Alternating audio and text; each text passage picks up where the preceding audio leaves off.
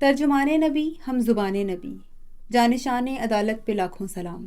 آج یکم محرم حضرت عمر فاروق رضی اللہ عنہ کی شہادت کا دن ہے۔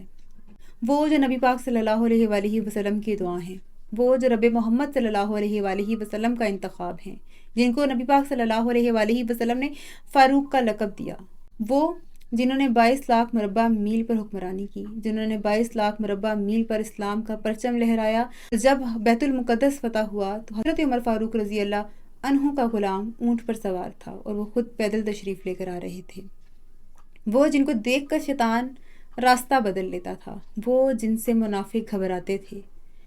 آج بھی اگر آپ شیطان کا راستہ بدلنا چاہتے ہیں تو حضرت عمر کا نام لیجئے۔ آج بھی اگر کسی منافق کو پکڑنا چاہتے ہیں تو حضرت عمر کا نام لیجئے۔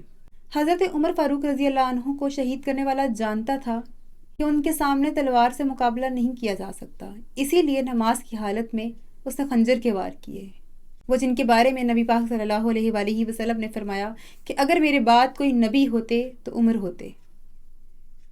وہ ایک ایسا رول ماڈل ہیں کہ آج بھی اگر مسلمان ان کے بنائے گئے قانون پر عمل کر لیں تو دنیا میں سب سے عزت یافتہ ہو جائیں۔ آج بھی اگر عمر لاء پر عمل کر لیا جائے تو مسلمانوں کو ترقی سے کوئی نہیں روک سکتا۔